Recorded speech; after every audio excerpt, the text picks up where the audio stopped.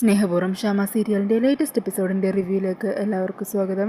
അങ്ങനെ എപ്പിസോഡിൽ കാണിക്കുന്നത് വരുൺ പറയണേണ്, നിങ്ങളെല്ലാവരും പറയുന്നത് പോലെ ഇനി ഇവൾ പ്രഗ്നൻ്റ് ആണെങ്കിൽ തന്നെ അതിൻ്റെ ഉത്തരവാദിത്വം തേടി ഇങ്ങോട്ടേക്കല്ല വരേണ്ടത്.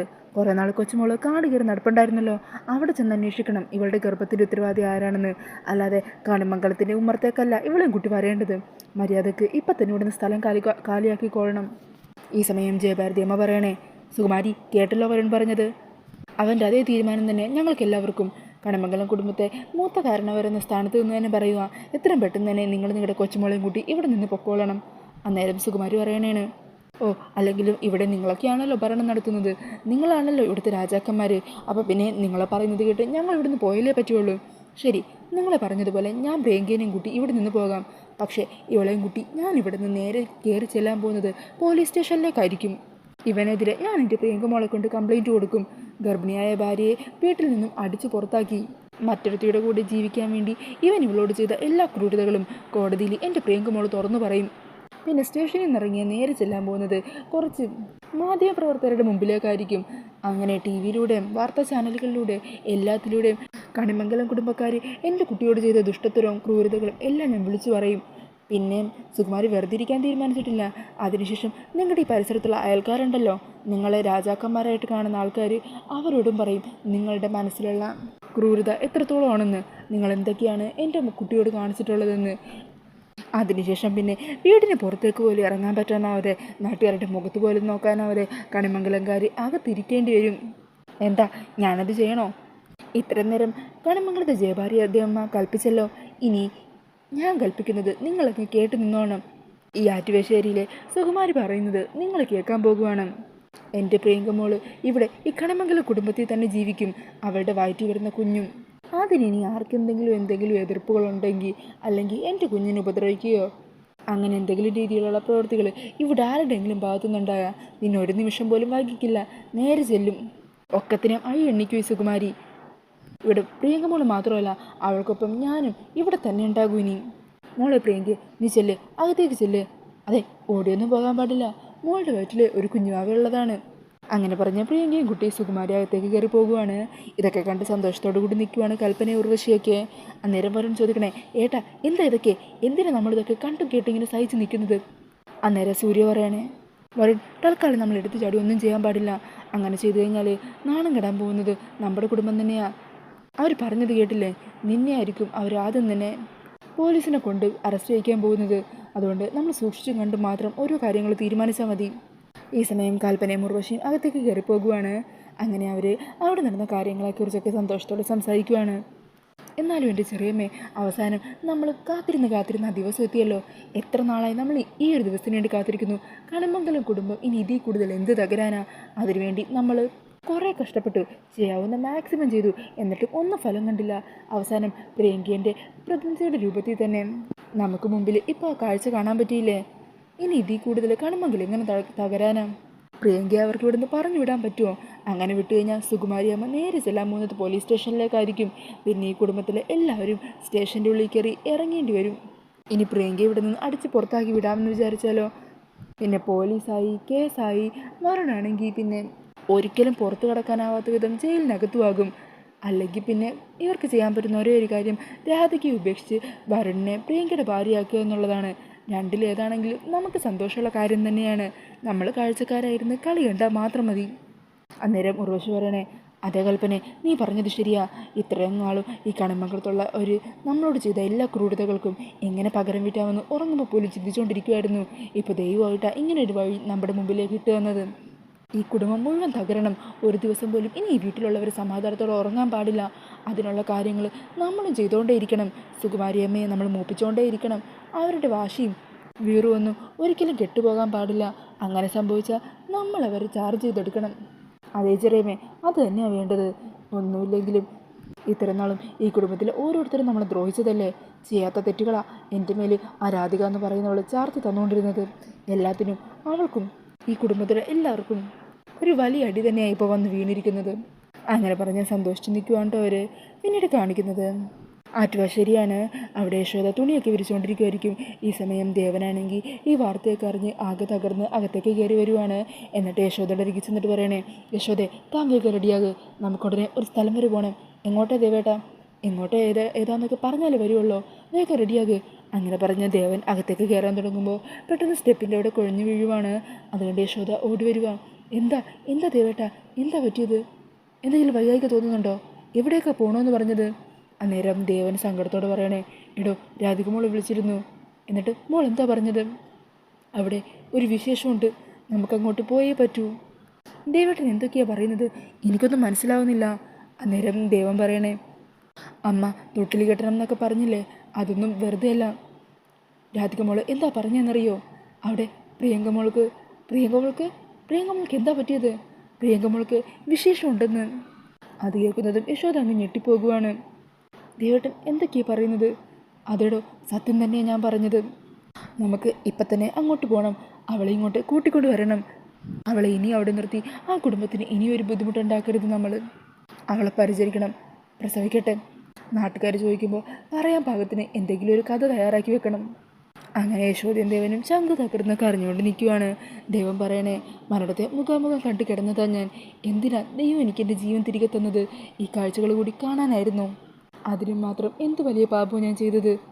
നെഞ്ച് നീറി പുകഞ്ഞ് ജീവചവമായി ഇതെല്ലാം കണ്ടു നിൽക്കാനാണോ ദൈവം എനിക്കെൻ്റെ ആയുസ് നീട്ടി തന്നത്? അങ്ങനെയൊക്കെ പറഞ്ഞ് ആകെ സങ്കടപ്പെട്ട് തലയിൽ കൈവച്ച് പൊട്ടിക്കരഞ്ഞുകൊണ്ട് നിൽക്കുവാണ് കേട്ടോ ദേവനും യശോദയൊക്കെ. പിന്നീട് കാണിക്കുന്നത് പ്രിയങ്കയും മുത്തശ്ശിയും കൂടി റൂമിലിരുന്ന് സംസാരിക്കുന്നതാണ്. പ്രിയങ്ക പറയണേ, മുത്തശ്ശി മിക്കവാറും ഇവിടെയുള്ളവർ ഈ കാര്യമെല്ലാം അച്ഛനും അമ്മേനെയൊക്കെ അറിയിച്ചിട്ടുണ്ടാവും. അവരെങ്ങാനും ഈ കാര്യങ്ങൾ അറിഞ്ഞാലേ ഉടനെ ഇങ്ങോട്ട് വരും, എന്നെ ഇവിടുന്ന് ബലമായിട്ട് കൂട്ടിക്കൊണ്ടു പോകാനും നോക്കും. അന്നേരം സുകുമാരി പറയണേ, എടി ഈ മുത്തശ്ശി കൂടെയുള്ളപ്പോൾ നീ എന്തിനാ ടെൻഷനാക്കുന്നത്? അങ്ങനെ ആരെങ്കിലും നമ്മളിവിടെ നിന്ന് പറഞ്ഞു വിട്ടാൽ തന്നെ ഈ കണിമംഗലത്തിൻ്റെ അവസാന കഴക്കോലും കൂടി കണ്ടിട്ടേ ഈ മുത്തശ്ശി അടങ്ങിയിരിക്കത്തുള്ളൂ. അന്നേരം പ്രിയങ്ക പറയണേ, എൻ്റെ മുത്തശ്ശി അതിന് നമ്മൾ പറയുന്നത് ആരെങ്കിലും വിശ്വസിച്ചിട്ട് വേണ്ടേ? സംശയം തോന്നി ആരെങ്കിലും ചെക്കപ്പിനോ മറ്റോ കൊണ്ടുപോയാലോ? അന്നേരം മുത്തശ്ശി പറയണേ, എടി അതിനു മുമ്പ് ചെയ്തു തീർക്കാൻ എന്തോരം കാര്യങ്ങളാണ് നമുക്ക് മുമ്പിലുള്ളത്. എടി അവർ ബഹളം ഉണ്ടാക്കട്ടെ, അവരൊന്ന് പറഞ്ഞാൽ അതിന് 100 പറയാനേ ഈ മുത്തശ്ശിക്ക് അറിയാം. വരുൺ നിന്നെ ഭാര്യയായിട്ട് അംഗീകരിക്കണം, അതല്ലാതെ മറ്റൊരു മാർഗം അവരുടെ മുമ്പിലില്ല ഇനി. പിന്നെ ഇവിടുന്ന് രാധിക ഇറങ്ങിക്കഴിഞ്ഞിട്ടുണ്ടെങ്കിൽ അവൾ ആറ്റുവാശ്ശേരിയിലെത്താതിരിക്കാൻ വേണ്ട കാര്യങ്ങളൊക്കെ ഞാൻ ചെയ്തോളാം. നീയും വരുണും കൂടി ഒന്നിച്ച് നിൽക്കുമ്പോൾ നിങ്ങളുടെ ദൃഷ്ടിയിൽ പോലും പെടാത്തൊരു സ്ഥലത്തേക്ക് രാധികയെ ഞാൻ മാറ്റും. ശരി, എന്താണെന്ന് വെച്ചാൽ മുത്തശ്ശി തന്നെ തീരുമാനിച്ചോ. മുത്തശ്ശി പറയുന്നത് പോലെ ഞാൻ അഭിനയിച്ചോളാം. അങ്ങനെ പറഞ്ഞ പ്രിയങ്ക വാതിൽ തുറക്കുമ്പോഴായിരിക്കും കേട്ടോ അങ്ങോട്ടേക്ക് വരുന്ന കൽപ്പനേനെയും മുർവശിനെയും കാണുന്നത്. അത് കാണുമ്പോൾ പ്രിയങ്ക അഭിനയം തുടങ്ങി അവിടെ തന്നെ റൂമിൽ പതിയെ ഓരോ സാധനങ്ങളൊക്കെ ഇങ്ങനെ പിടിച്ചുകൊണ്ട് നിൽക്കുവാണ്. അന്നേരം മുത്തശ്ശി ചോദിക്കണേ, അല്ല എന്താ നിങ്ങൾ രണ്ടാളും കൂടി ഇവളെ ഇവിടെ നിന്ന് പറഞ്ഞയക്കാൻ എന്തെങ്കിലും ഞങ്ങളോട് പറയാൻ വേണ്ടി ഇവിടെയുള്ള ആരെങ്കിലും പറഞ്ഞു വിട്ടതാണോ? അയ്യോ, ഞങ്ങളങ്ങനെ ആരെങ്കിലും പറഞ്ഞാൽ നിങ്ങളോട് വന്ന് ഇവിടെ നിന്ന് ഇറങ്ങിപ്പോകാനോ അല്ലെങ്കിൽ നിങ്ങൾക്ക് ദോഷമായ രീതിയിൽ എന്തെങ്കിലും പറയുമെന്ന് തോന്നുന്നുണ്ടോ? അല്ലെങ്കിൽ തന്നെ എവിടെയെങ്കിലും നടക്കുന്ന കാര്യമാണ് ഇവിടെ നടന്നത്. ഒരു പെൺകുട്ടിയോട് ഇത്രയും വലിയൊരു ക്രൂരത ഈ വീട്ടുകാർ കാണിക്കുമ്പോൾ ഞങ്ങൾ എങ്ങനെയാണ് അവർക്കൊപ്പം നിൽക്കുന്നത്? ഞങ്ങൾ പണ്ട് തൊട്ടേ പ്രിയങ്കയ്ക്ക് വേണ്ടിയിട്ടല്ലേ സംസാരിച്ചിട്ടുള്ളൂ. ഇത്രയും കാലം കൂടെ ജീവിച്ച പെൺകുട്ടി ഗർഭിണിയാണെന്നറിയുമ്പോൾ അവളുടെ പുരുഷൻ സന്തോഷിക്കണ്ടേ? ഈ കുടുംബം മുഴുവൻ സന്തോഷിക്കണ്ടേ? പക്ഷേ അങ്ങനെയാണ് ഇവിടെ നടക്കുന്നത്. അല്ല, ശരിക്കും സുകുമാരിയമ്മയുടെ മനസ്സിൽ ഉദ്ദേശം എന്താണ്? ഇപ്പോൾ ഇവിടെയുള്ളവരെയൊക്കെ പേടിപ്പിച്ച് നിർത്തുന്നുണ്ട്. ഇനി അവർ തിരിച്ചതുപോലെ പേടിച്ചൊതുങ്ങി എല്ലാം അവസാനിപ്പിച്ച് ഇവിടെ നിന്ന് പോകാൻ വല്ല തീരുമാനമുണ്ടോ? ഈ സുകുമാരി അങ്ങനെ ആരുടെയും പേടിപ്പിക്കലിന് നിന്ന് കൊടുക്കുന്ന ഒരാളല്ല. എന്നോട് കളിക്കാൻ വന്നാലേ ഇവരെല്ലാവരും കളി പഠിപ്പിച്ചിരിക്കും ഈ സുകുമാരി. മുത്തശ്ശി ഇങ്ങനെ കട്ടക്ക് നിന്നാൽ മാത്രം മതി. ഇവിടെയുള്ളവരൊക്കെ എങ്ങനെ ഏത് രീതി പേടിപ്പിക്കണമെന്നൊക്കെ ഞങ്ങൾ പറഞ്ഞു തരാം. ഞങ്ങൾ പണ്ടേ പ്രിയങ്കയ്ക്ക് സപ്പോർട്ടായിട്ടല്ലേ നിൽക്കുന്നത്. ഇനിയും അങ്ങനെ തന്നെ ആയിരിക്കും. സുകുമാരിയമ്മ ധൈര്യമായിട്ട് എന്താണെന്ന് വെച്ചാൽ അയക്കോ. അന്നേരം മുത്തശ്ശി പറയുന്നുണ്ട്, എൻ്റെ മുമ്പിൽ 2 ലക്ഷ്യങ്ങൾ മാത്രമേ ഉള്ളൂ. 1, വരുൺ ഇവളെ ഭാര്യയായിട്ട് അംഗീകരിക്കണം.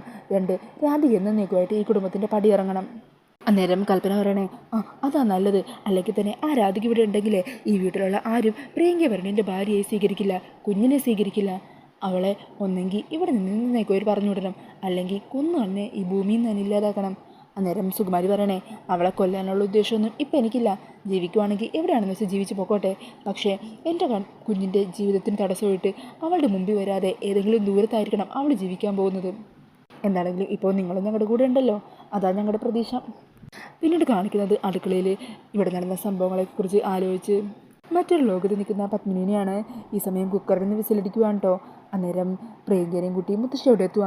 പത്മിനി എന്താ ഇത്? കുക്കർ വിസിലടിക്കുന്നത് കേട്ടില്ലേ? എൻ്റെ പത്മിനി എന്നാലും പത്മിനിയെങ്കിലും കുറച്ച് കാര്യവിവരമുള്ള ഒരു അമ്മയാണെന്ന് ഞാൻ വിചാരിച്ചത്. സ്വന്തം മരുമോള് ഗർഭിണിയായിരിക്കുമ്പോൾ എങ്ങനെയാണ് പത്മിനിക്ക് ഇങ്ങനെയൊക്കെ പ്രതികരിക്കാൻ പറ്റുന്നത്?